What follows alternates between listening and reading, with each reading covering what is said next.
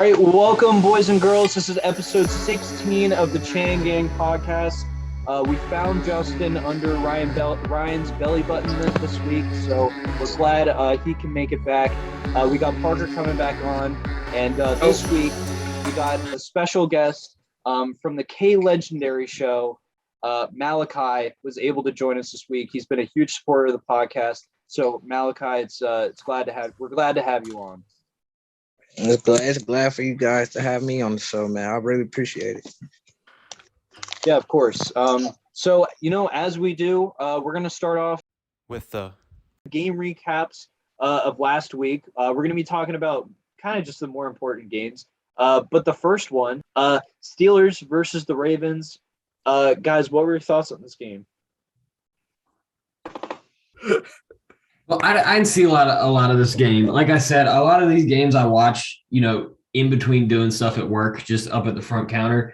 So I can't really speak on it a ton. The Ravens have been dealing with a lot of injuries. Lamar, I don't think Lamar was back. No. Okay.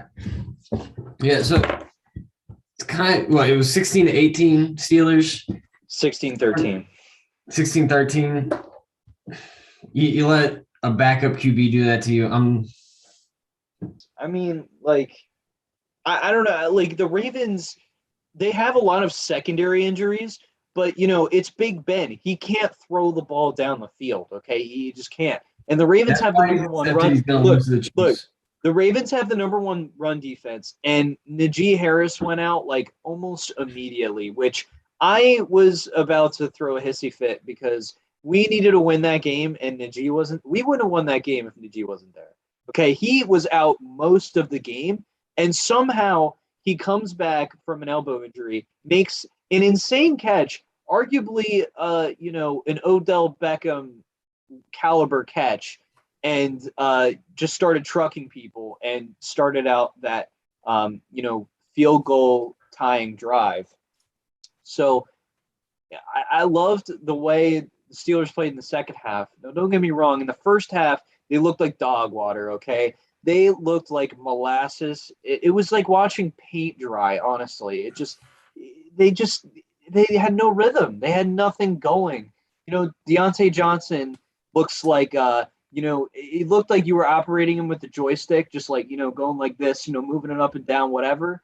But he can't do anything in space because he doesn't have any blockers or anything like that. So the Steelers can't get yards after the catch. Ben wasn't throwing accurately. I mean, it was painful to watch in the first half.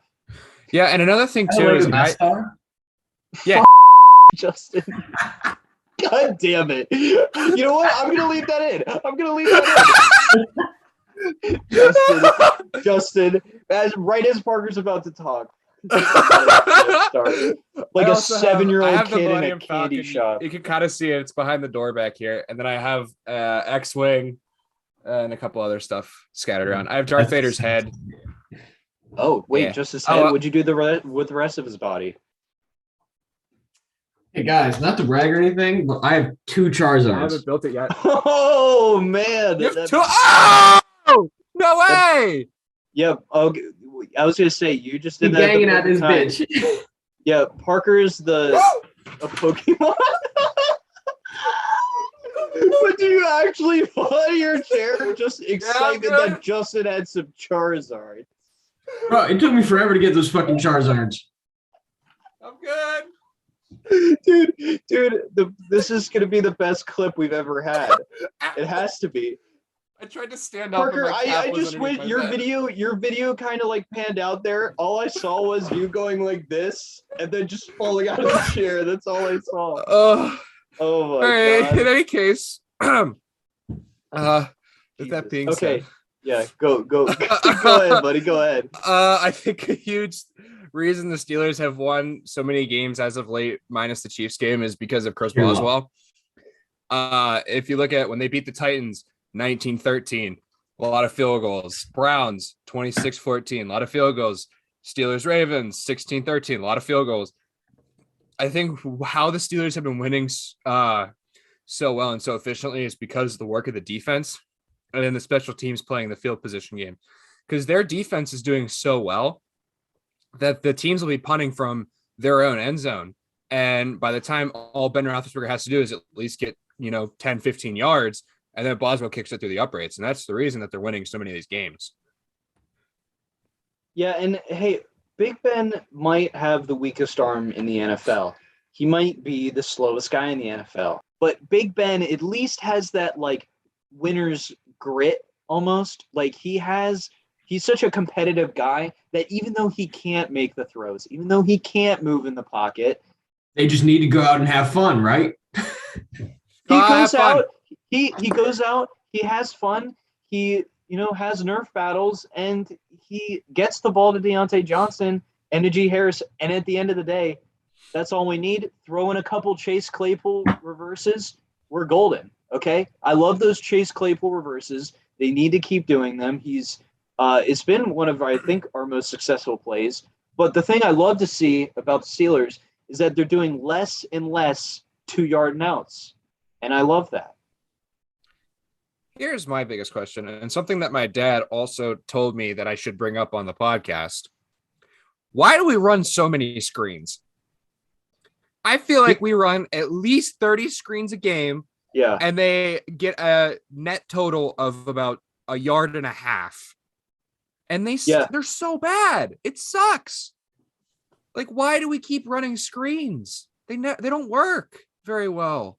Justin, I think you can answer this question accurately and concisely. I think you know exactly what I'm thinking. None of that register. I hear a single thing you just said. Okay, all right, I'll just go with it. Parker, I think it's because our offensive line is like paper and people can just run right through it. And, the offensive line's been playing good as of late. Screens, no, okay, look, they might have been playing better, but they're still not a good offensive line. But, okay, I understand it. If you could get like 5 yards off of a screen, or at least one of them at least broke out for 10 yards, but every time they run it, 2-yard gains. No, okay, I have the answer. It's because Juju has been out. Okay, he has been our best blocking receiver, and no one even compares to him when it comes to our wide receiver core because all of them are like 5'10", speedy, skinny guys. And Juju is a pretty well-proportioned dude, and Claypool doesn't – well, he has maybe one good block a game, but he doesn't really block. So my thing is that, like, they throw these screens, but they don't have good blockers ahead, and their offensive line is garbage, so that's the reason why they run the screens, so they can get the ball out quick and save Big Ben from – because there were multiple throws that he had that should have been intercepted. Multiple. Listen, Chase Claypool is 6'4", 240 pounds, and you're telling me he is not a blocking receiver? I'm telling you, built like an offensive lineman. Stop. No, I know. Look, I said he was. He just doesn't. He should. I know he should. I want him to, but he just doesn't. It's like Antonio Brown playing. It's like Antonio Brown playing football. He just doesn't want to do it. Dylan, have you heard the full quote? I know you said you hadn't heard of what Ben Roethlisberger said earlier. Can I read you this quote? Okay, yes, you can read me this quote, but you remember this man has 2 Super Bowls, and he's a Hall of Fame quarterback, possibly a top 15 I don't think he's a quarterback of Hall all of Fame time. quarterback. We'll see. You don't think he's a Hall of Fame quarterback? Justin. Who? Ben Roethlisberger? Go to the trenches. Go to the trenches. Now, when you say Hall of Fame quarterback, I'm thinking Drew Brees. I'm thinking Peyton Manning, first ballot, instant Hall of Fame quarterbacks. I don't put Ben Roethlisberger on the same tier as them. Will he make it to the Hall of Fame? I think so, maybe. I think more than likely he makes it, but he is not on the same level as some of these guys. When you say Hall of Fame, I think the best to ever do it, and Ben Roethlisberger isn't that.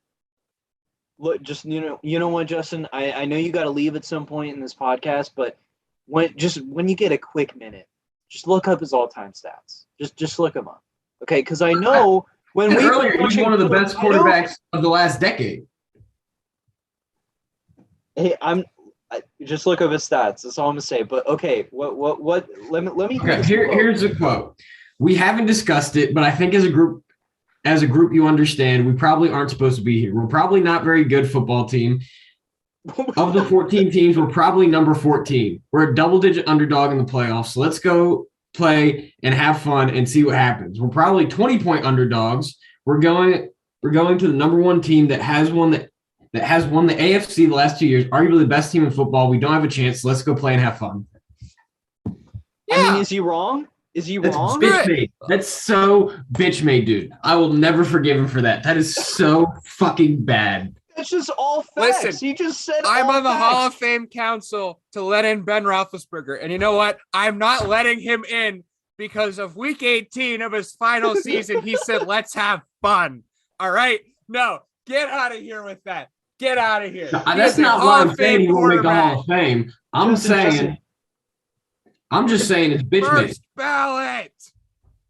I'm even going to ballot. Winner. I don't know. I mean, honestly, I don't like that. I mean, I think he's just admitting everything that the critics have been saying. And honestly, I figured, Justin, you would say most of the stuff that he said, that, we were the worst team and, we're obviously double-digit underdogs. And, we should be because the Chiefs are a way better I would say team. that, but I'm not on the Steelers, and I'm not the Steelers' leader. Their most veteran player, their most tenured leader on that team. He's a captain. He should never be like, oh, we're going to lose. Let's just go have fun. I mean, that's so bitch made. Okay, I mean, I guess he basically did say that, but he's just listing facts. Like, all the players know this. They know this. It's not like, revealed information or Ben, being a pessimist. It's just facts. Dude, if you're okay with your team ever having that mindset, one, you're a bad fan and they're a bad team. Also, Justin, it's his last game. Why wouldn't you want to have fun? Because it could be a second round game if he wins this one. That should be his mentality. Justin, did you watch? Right. Hold on, Parker. Did you watch the Chiefs Steelers play like a couple weeks ago? Did you watch that game? Okay. I did not. Justin, let me give you just a quick summary. Okay. Let's say this is Patrick Mahomes. Okay. And let's say this is any receiver on his team. Okay. Touchdown. Steelers field goal. Touchdown. Halftime. Then the Chiefs are like, okay, they've taken enough of beating. The Steelers try for a touchdown. They're going. They get one. Yay! They get one at the end of the game. They get a garbage time touchdown.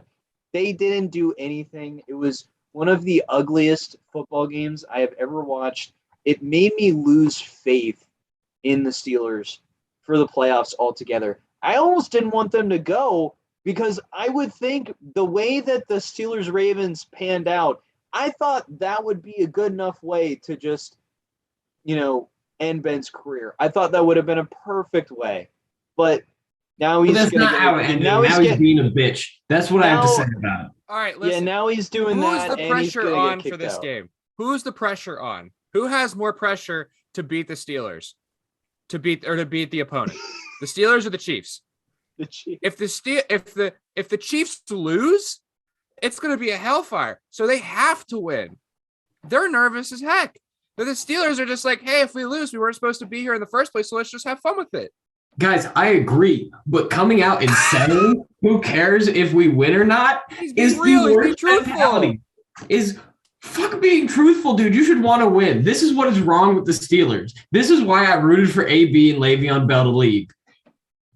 No, this is a leader saying, hey, look, we're the underdogs, right? That's not a secret. Let's just go have fun. Let's go kick some ass. And that's all it is.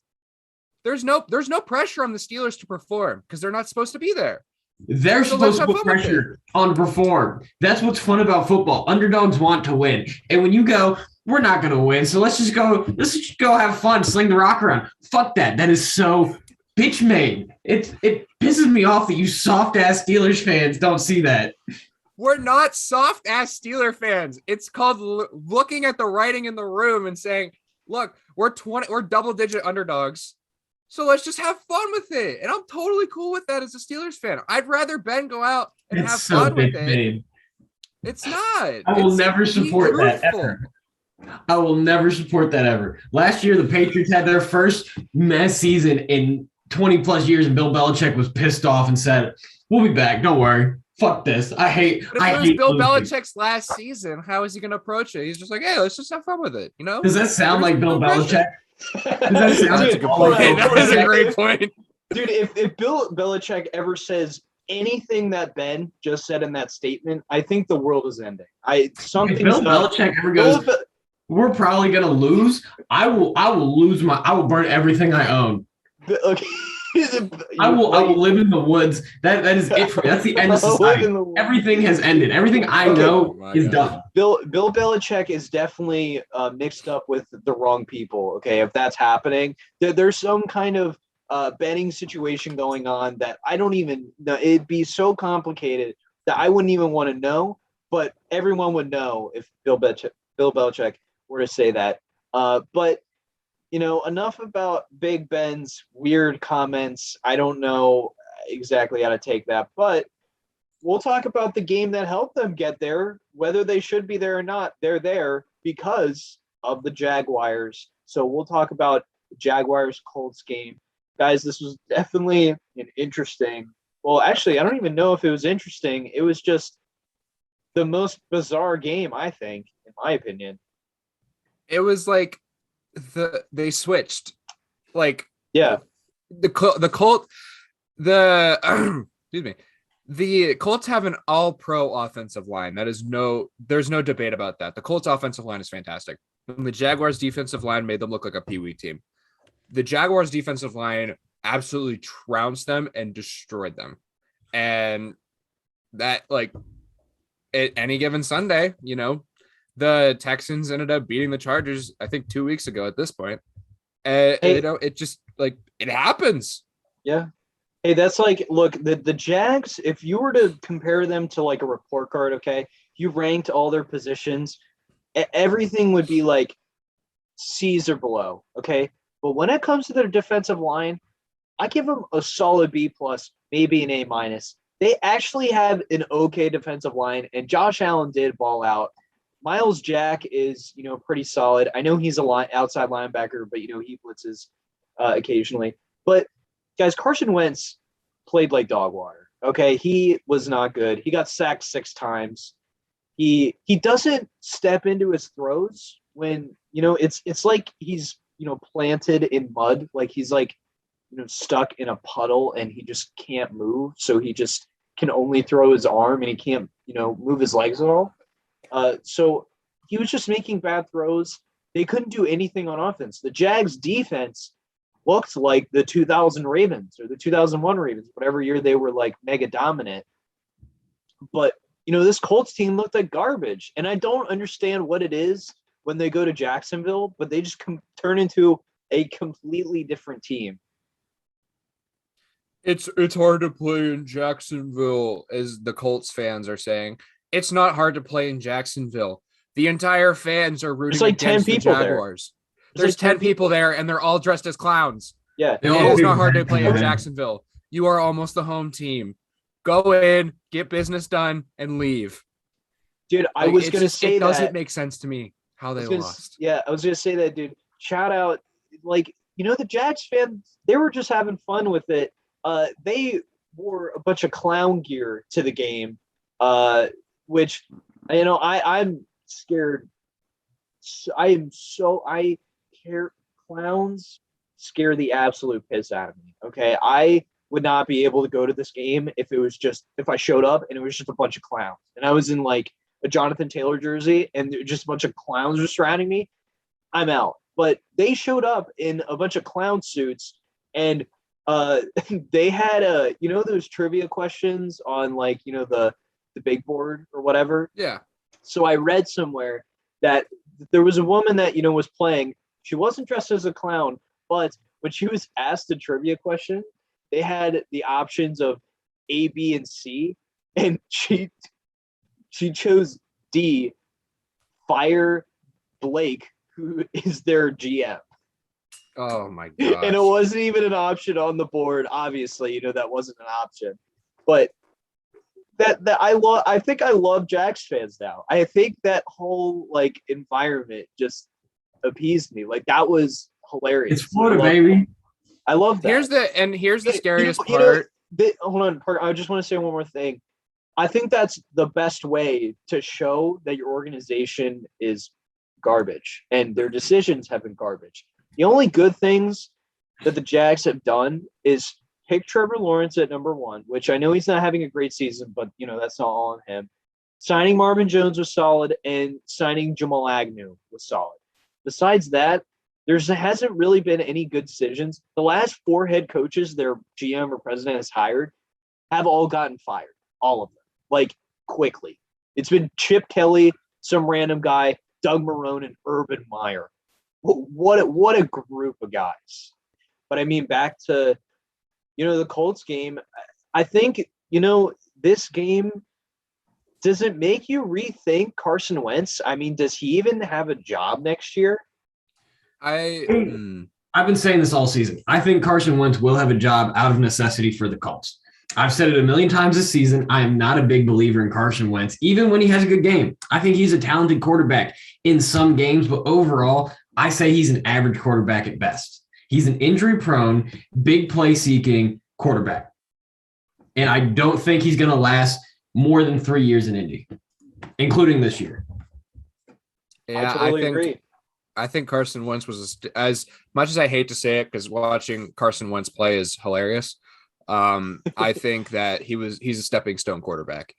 Like they'll usually like 8-8 or not. I guess you can't say 8-8 anymore. 9-8, 8-9, maybe a 10-7 season or 7-10 season sprinkled in there. And then he'll leave and go be a backup somewhere. I'll be like, oh, look, Carson Wentz is on the and that's what it's going to turn into. Like what? If you're the Colts and Phillip Rivers says, I'll come out of retirement to play for you guys again, do you guys take Phillip Rivers?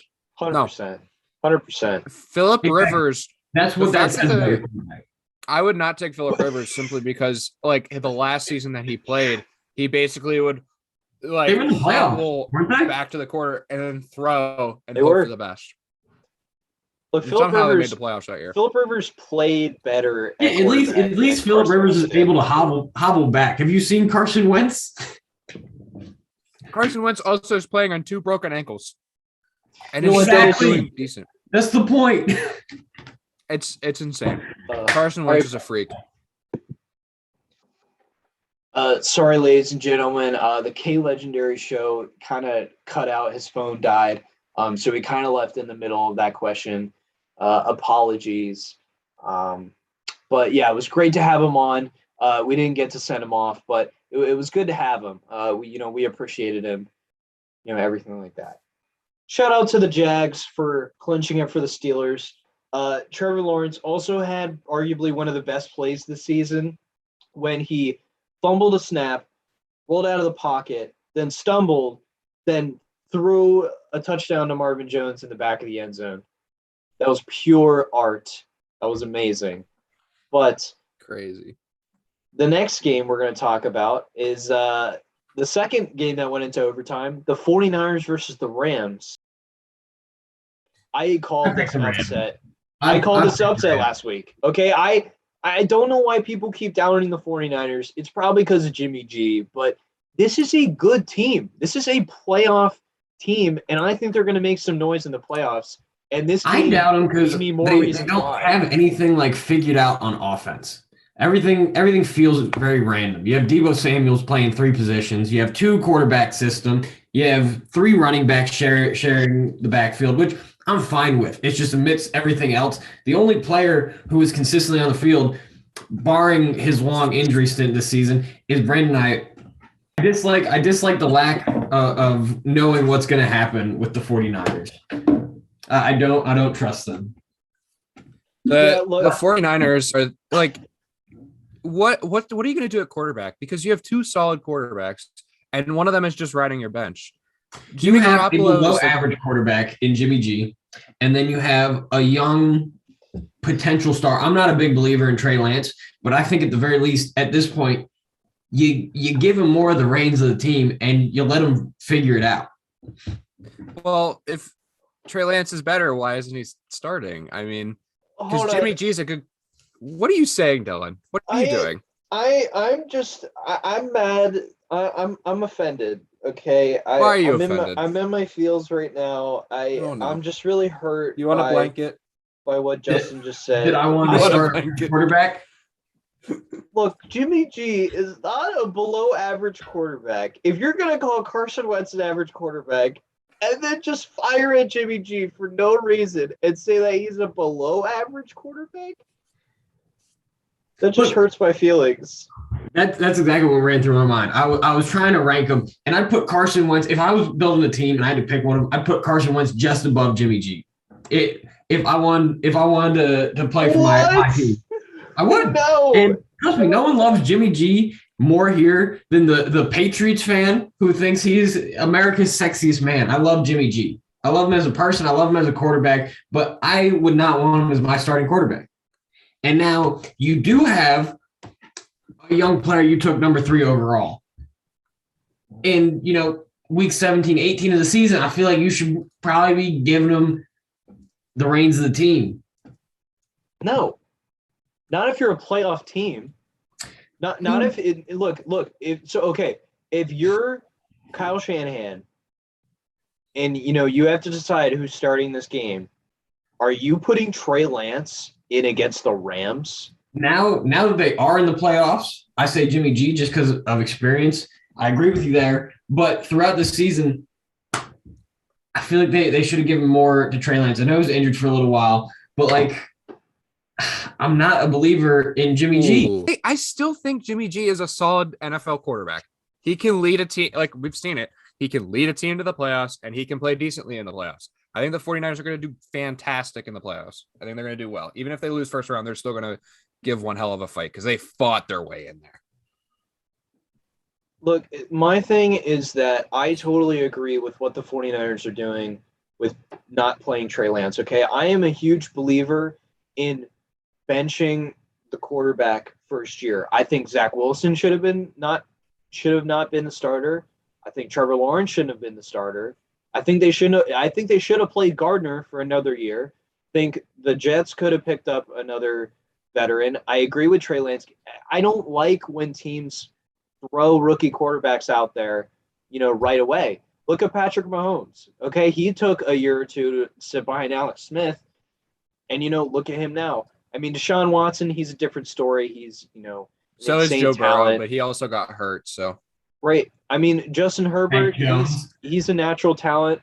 But, look at Tua. He kind of just got thrown in there. And honestly, I don't think he's really gotten that much better. I think, I don't think he was that great to begin with. Exactly. That's what I mean. Give him time to develop that. Give him time with the veteran quarterback. So I totally agree with what the 49ers are doing, Trey Lance. I love it. I think Jimmy G is honestly, he might be considered an above average quarterback in my opinion, because he might not be the most flashy guy, okay? He's kind of like the Cole Beasley of quarterbacks, if that makes sense. Like, he does his job. He does his role. And Justin, I know you're laughing because I picked Cole Beasley, but honestly, that's the first receiver that came to mind. No, I like that comparison. But he does his job. He's not gonna make no look passes like Mahomes, but he's gonna do his job and he's gonna get your team there. I think he's a perfect quarterback for the system.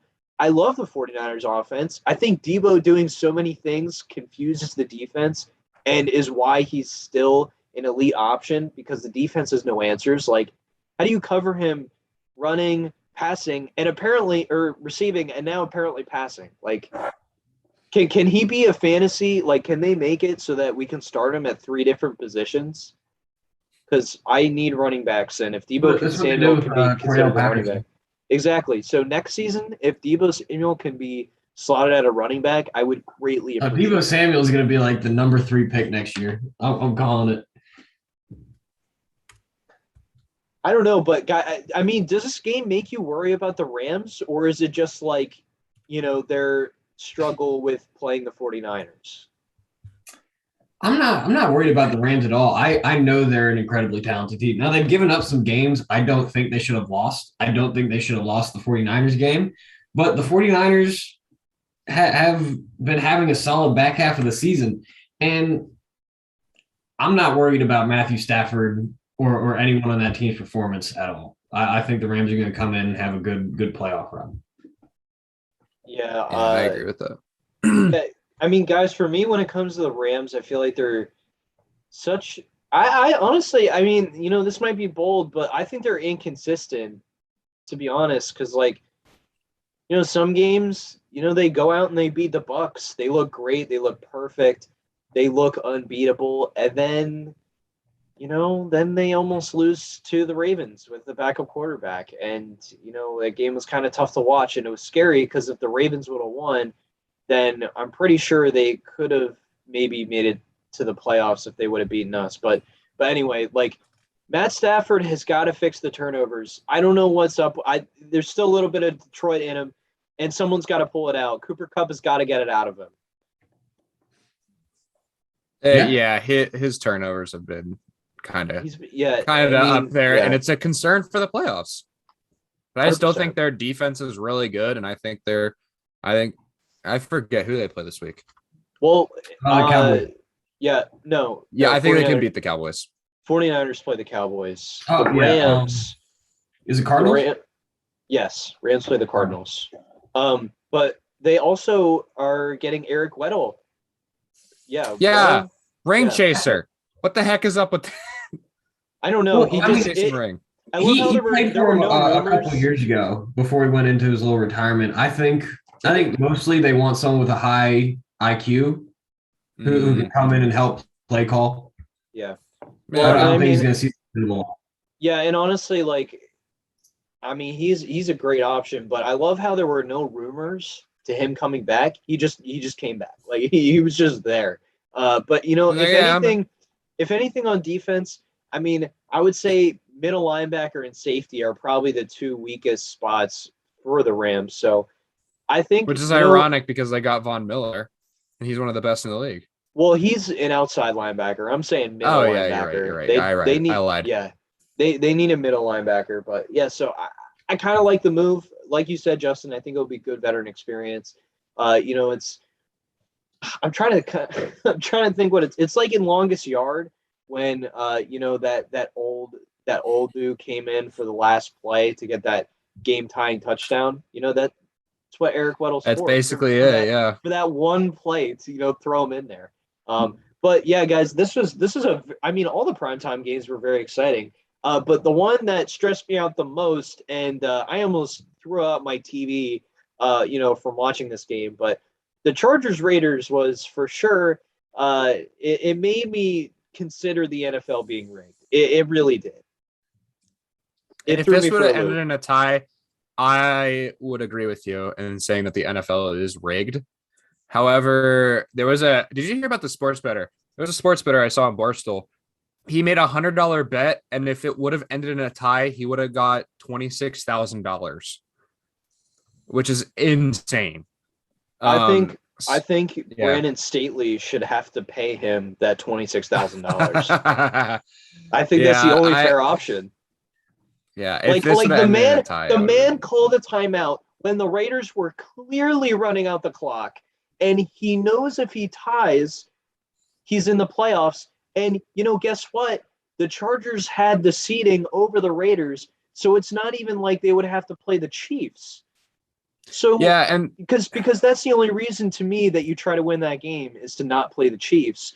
And the Chargers, either way, if they tie, they don't have to play the Chiefs. And even if you do have to play the Chiefs, I think the Chargers should be the most confident of any team. So I was insanely confused by that timeout. It boggled my brain. Arguably, you could argue that he should get fired because of that. Well, here's my thing, right? If you don't call that timeout, the Chargers have like a 57-yard field, or the Raiders have a 57-yard field goal. And at that point, and it's a lot more of a stressful situation to be in. So I don't know. There's no real way you can defend that timeout call, at least from my perspective. It's just like there's no reason. Derek Carr had told players on the Chargers team that they were going to run out the clock. And now the coaching staff said that they didn't feel prepared with the package they had on or something along those lines. And it just doesn't make any sense. If you know they're going to run out the clock, they're giving every sign they're going to run out the clock. At worst, they take a 57-yard field goal. But why would you not just take the guaranteed seed? I don't know. I am on it. This game made me brain dead. I honestly don't know why. It doesn't make any sense to me. And when asked if the timeout affected the Raiders' strategy, Derek Carr just said it definitely did, obviously. And then there was the video of after the game where Austin Eckler was talking to that one Raiders player. He's like, yo, dude, you know that timeout that you called? Yeah, we were just gonna run out the clock, and then you did that, and then just kind of betrayed us. It's kind of like when you have an alliance in Among Us, and the dude screws you over, and then you just screw him over, and then you end up winning the game. Oh my gosh! There's timely pop culture. Should we bring back should we do a Chaingang Among Us podcast? Oh my gosh! Playing Among Us. That's the thing. We get in the conference call. We can only discuss during the game when we're allowed to discuss. Dude, honestly, I would love just us doing different things that aren't necessarily football. I think that would really. I think that would help people invest in us more as podcasters. You know what I mean? Characters in general. Exactly. But yeah, I mean, guys, do you think? I think this game saved Derek Carr's career with the Raiders. Maybe it wasn't on the outs as much as I thought it was. Not that he's been playing that bad. It's just he's had mediocre success year after year. I mean, I think this game kind of saved him, at least for now. Well, we've talked about it before. I don't think this offseason's quarterback selection is going to be very strong. So I don't see who you move on from as the Raiders, who's going to be better than Derek Carr. So I think he was pretty safe, but making the playoffs never hurts, especially when your team's gone through as much as it has this season. So good on Derek Carr. No, I think this offseason is going to be interesting in the terms of quarterbacks, and I think that Derek Carr has said multiple times that he wants to finish his career with Las Vegas, and I think that even if he lost this game or they tied or whatever, I still think his career is safe. I don't think the Raiders are going to try to move on from him. I think once they fired, I think it was Gruden, right? Yeah. Yeah, when they fired Gruden and now they have their new head coach. I forget his name. It's escaping me right now. But I think their new head coach, he's going to stay with the team. I don't think they're going to move on from him because I think he's won over that locker room and he's won the past couple of games as well. So I think the Raiders are going to be more than fine for the next couple of years if they decide to keep Derek Carr. Yeah, I totally agree. So, guys, I want to know, who do you guys think is the most underrated and the most overrated team going into the playoffs right now? Underrated and overrated team. Overrated team for me is the Titans. Again, I've talked about it before. I am not a big believer. You hate the Titans. I don't hate the Titans. I like the Titans. I just don't think they have the pieces there when Derrick Henry isn't in the game. When you don't have this fucking dump truck of a man to come barreling down the fucking field. Mm-hmm. I don't think they have it. Julio Jones hasn't panned out the way anyone saw. AJ Brown, I think, is a very talented wide receiver, but I don't think they move the ball the way they need to. But I don't know. I just don't see the Titans. I mean, the Titans defense is really stepping up. I love what Mike Vrabel's doing. They're getting Derrick Henry back. I think this is a team to watch out for. I know you hate the Titans so much, and you solely believe, that they're an overrated team. But okay. Derrick Henry is reported to be back, according to Adam Schefter, and he will be back for the first playoff game because they have a week bye. It's gonna be. Good. They're gonna be scared. I think they're gonna tear it. Glad to see Derek back. But I think my underrated team is the Bengals. Nobody's talking about the Bengals. Joe Burrow is a fantastic quarterback. Sure, they lost against the Browns, but then again, they didn't really need to win that game. So, I just don't think anybody's talking about them. Their defense is solid. Their offense is solid. Jamar Chase has been an outstanding player these past couple of weeks. So I think the Bengals are definitely a team to watch. And I think if they beat the Raiders, I think they can whoever they play round 2, I think they can beat them as well and maybe make a run for the Super Bowl. Look, I think Like, a reason why I don't know. I think a reason why people aren't talking about them is because their offensive line is still bad. I mean, they didn't make really any upgrades there, and Joe Burrow's third most sack quarterback. I mean, he's got options. I'll give you that. He's got Jamar Chase. T. Higgins has really come up. Joe Mixon's been Joe Mixon's been having a career year behind a terrible offensive line.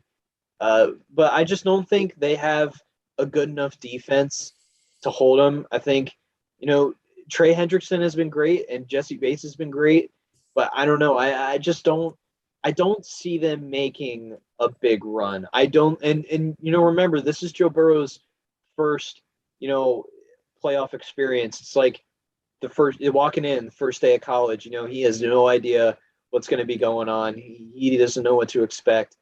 I think if this was the same team 3 years from now, like, with Joe Burrow having experience under his belt, maybe having a better offensive line, I would 100% agree with you. But I think the inexperience of Joe Burrow and that bad offensive line is what's going to kill them. I could see that too. It all depends. I think if I don't know. I have a weird feeling that they're going to do very, very well in the playoffs. So that's my underrated team, overrated team. I'll give it to the Rams, honestly. We just kind of talked about them too. I think they have a lot of struggles going into it. I think maybe I kind of give them a stamp of, hey, maybe next year. You're a good team, but maybe next year. But then again, they're also playing the Cardinals, who you could argue are also extremely overrated.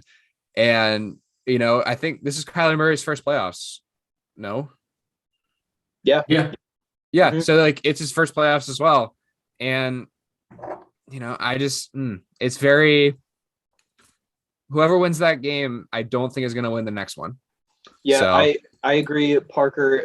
My overrated team was actually the Cardinals. Without DeAndre Hopkins, their offense looks lost. It doesn't look like they can do anything. They can't run the ball. Okay, that's why the Steelers got rid of James Conner. Okay, he's solid, but he averages 3-4 yards a carry. That's just not going to do it. Okay, the Cardinals over the last 6-7 games the running backs have averaged 3.8 yards per carry.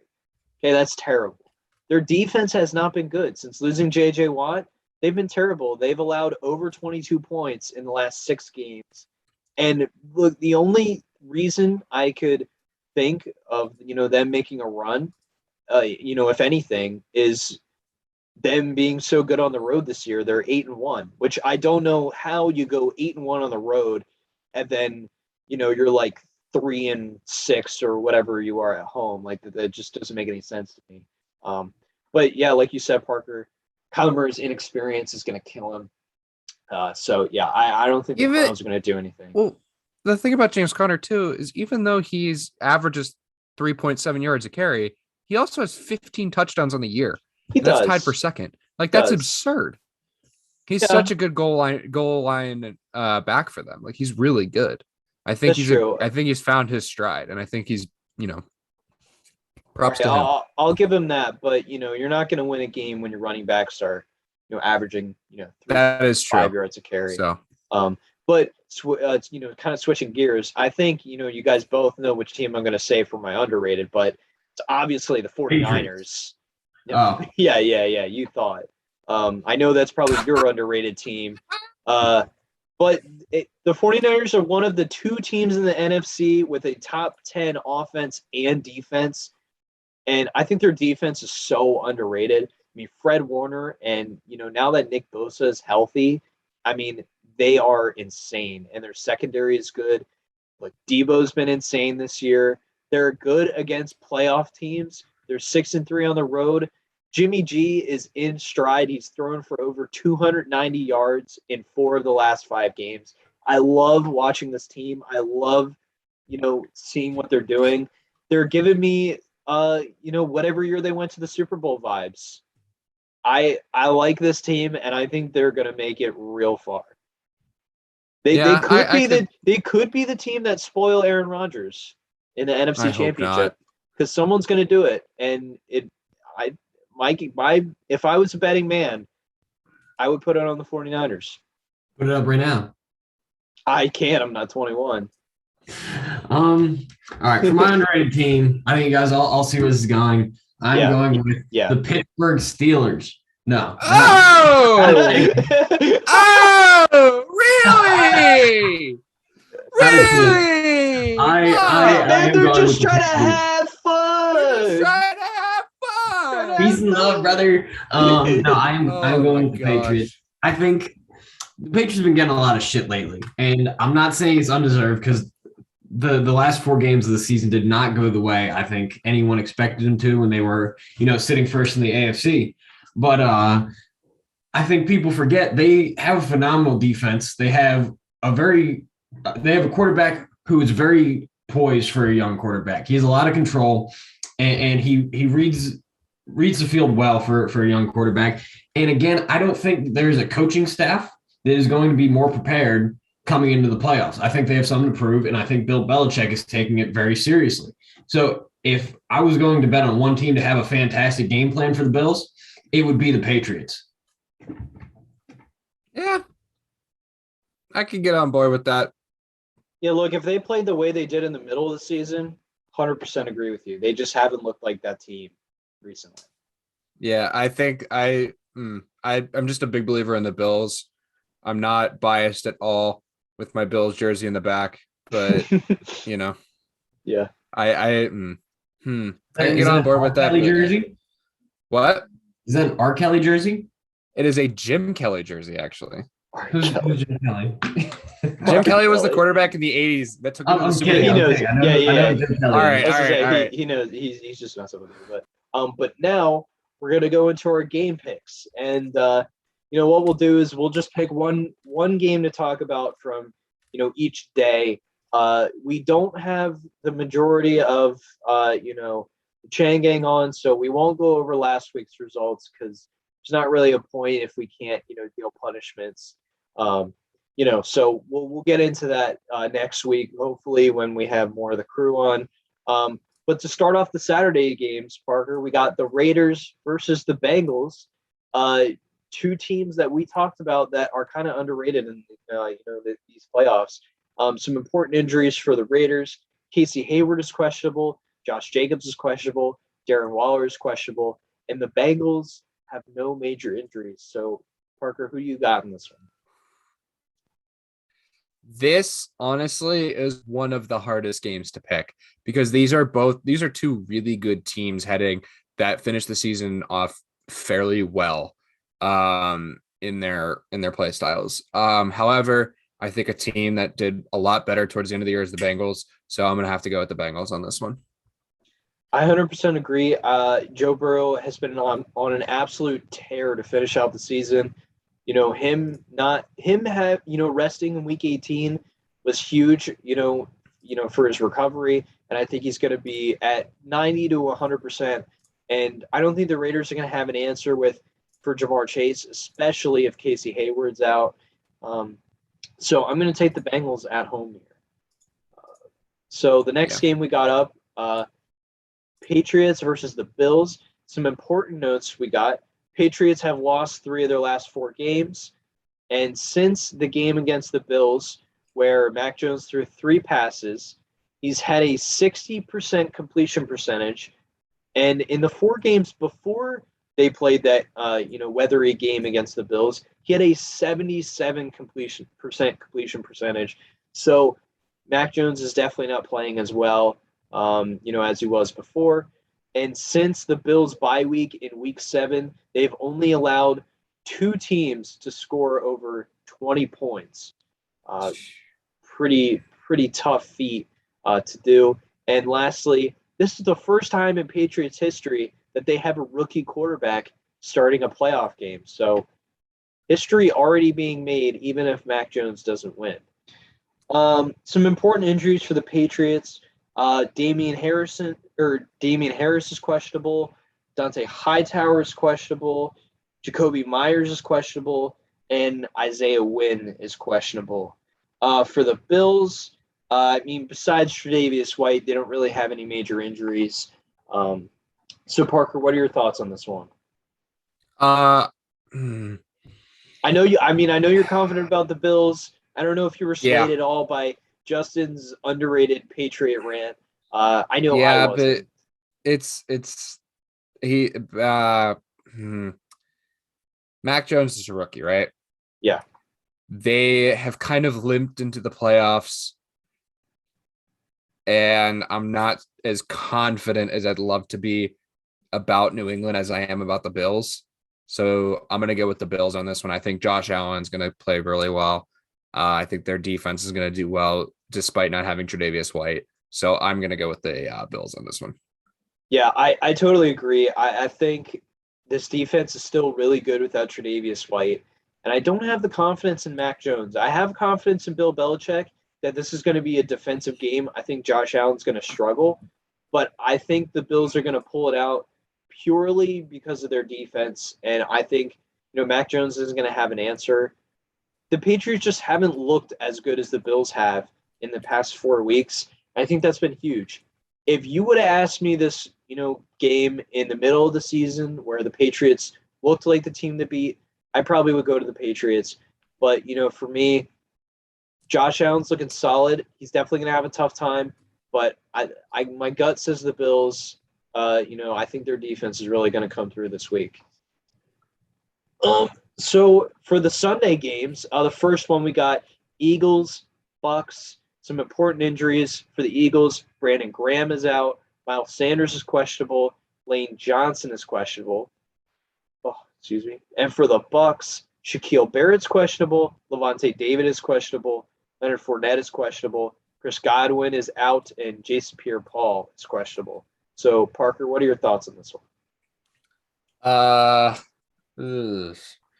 Eagles finished off the season fairly well. Buccaneers, they had a little bit of a struggle setting towards the end of the season. So, if anything, the Eagles could upset. However, I'm not super confident in that because it is Tom Brady and it is the playoffs, and Tom Brady plays really well all the time. And I think he's going to be too much for the Eagles. So, give me the Buccaneers. Yeah. Well, what I've heard from Eagles fans over the past week, it's so annoying, but the last time the Eagles played Tom Brady was in that Super Bowl against the Patriots. Oh, But, yeah, you're right. this isn't the Patriots. The Bucks are dealing with some injuries. But the Eagles are like 0-5, 0-6 against playoff teams this year. So I don't really have confidence in them, beating this Bucks team even with the injuries. So it's playoff Tom Brady. Give me the Bucks. It's not even a question. Brady wants revenge against the team that denied him.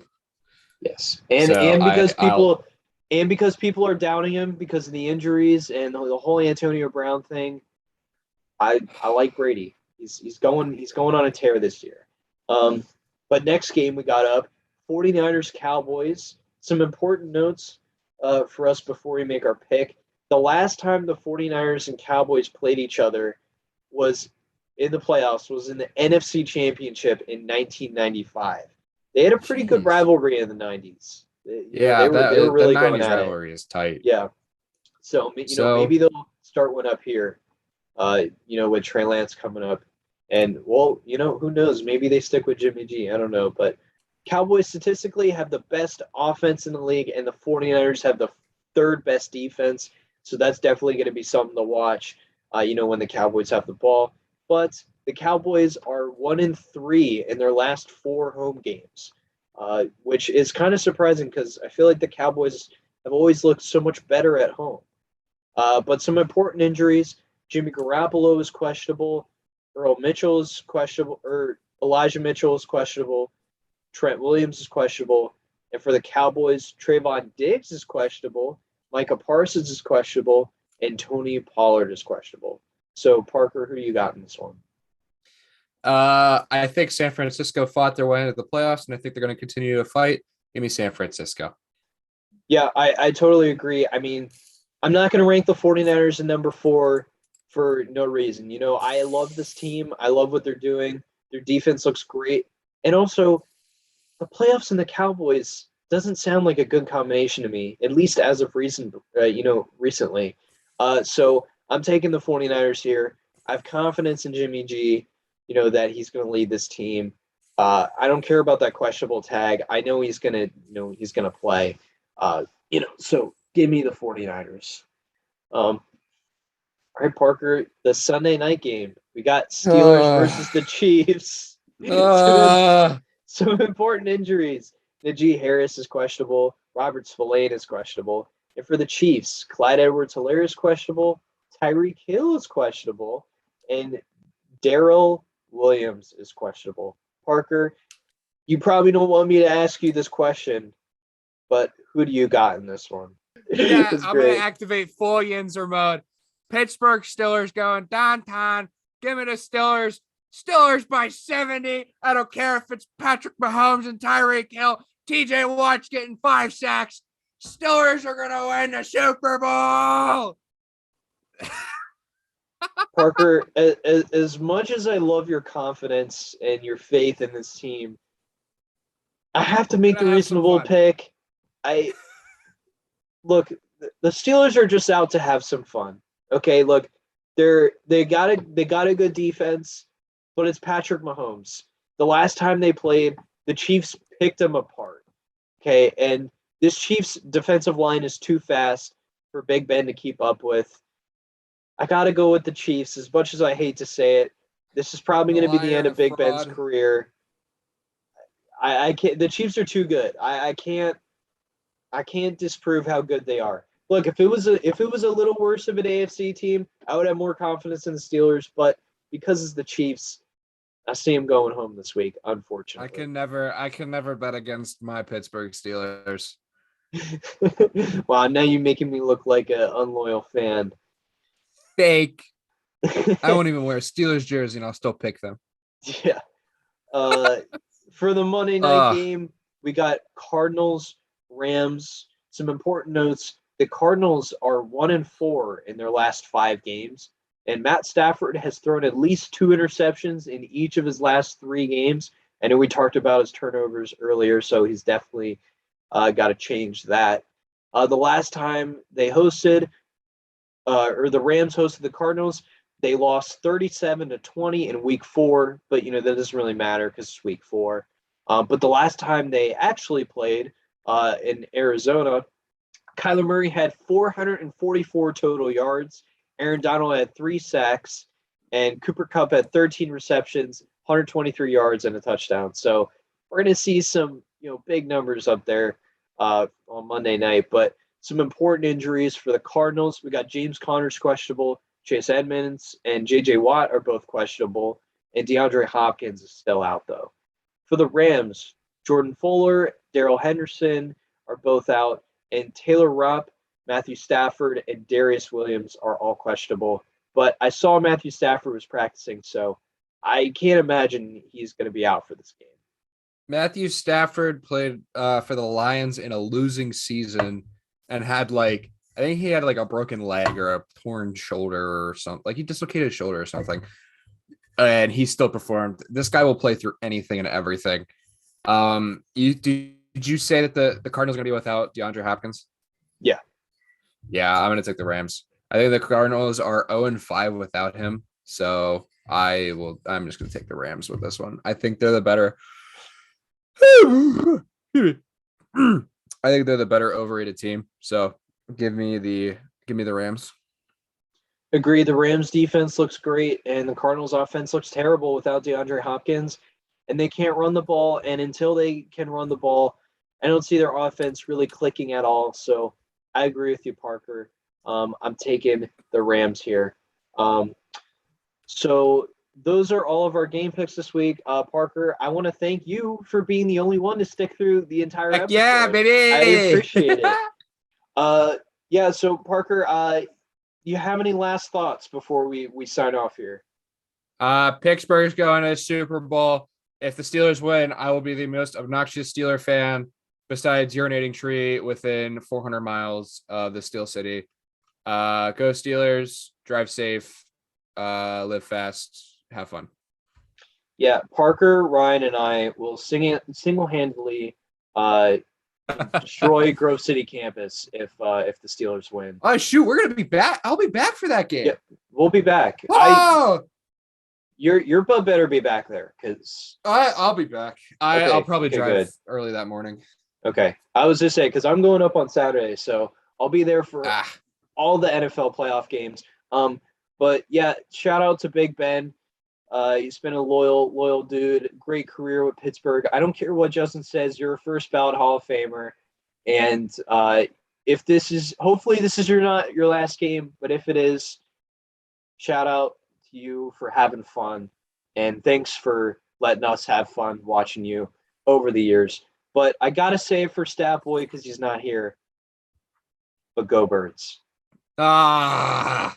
I know. I don't have any faith in them whatsoever, but out of respect of Stat Boy, I gotta say it. So, thank you, boys and girls, so much for watching it with us. I hope you enjoyed the episode. We're gonna try to get more guests on, throughout the weeks, just to change up a little. So, I want to thank everybody for watching, and we'll see you next week.